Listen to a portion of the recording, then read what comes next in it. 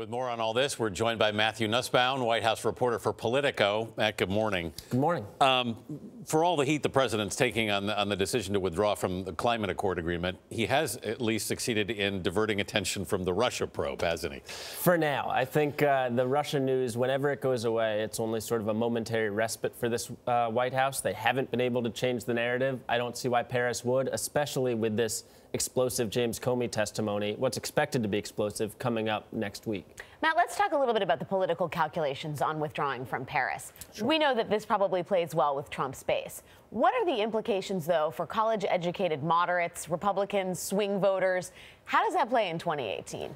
Well, I think it elevates the issue. I think we've seen with governors and mayors stepping up, it makes this an issue in 2018 midterms, in 2018 gubernatorial races.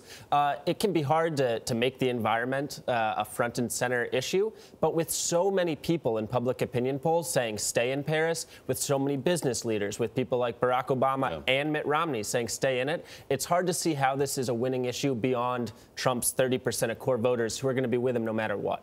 What do you make of the top administration officials unable to answer the question yesterday, as we saw, about whether the president believes climate change is a hoax? Well, it's bizarre. We pushed on this in the White House press corps on Tuesday, on Thursday, and on Friday. So over the course of those days, they knew we were going to ask that question, and they weren't able to devise an answer. So all we have to go on are the president's public statements on Twitter at campaign rallies in which he says it's a hoax, in which he rejects the widely held scientific consensus, which doesn't seem like a tenable long-term position.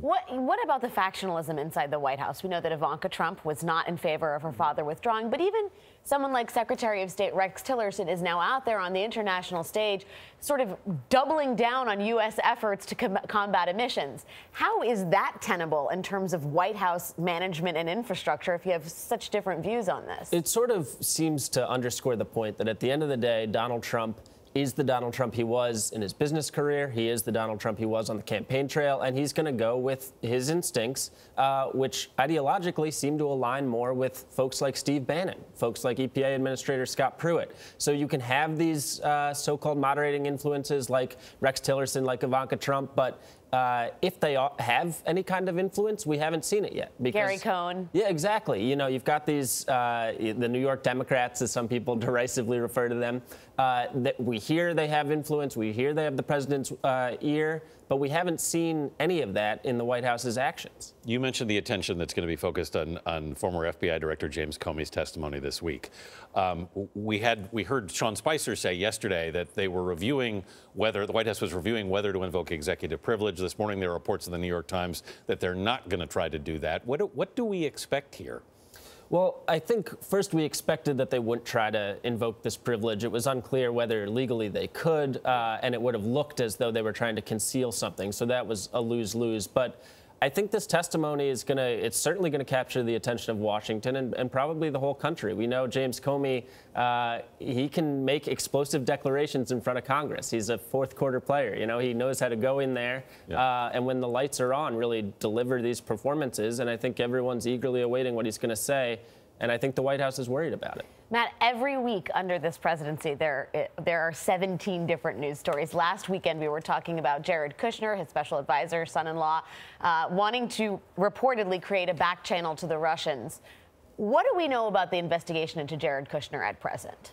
Well, there's still a lot of open questions. There's these meetings that took place with Russian officials during the transition. There's these sort of unreported contacts, this effort with Flynn to allegedly set up these back channels.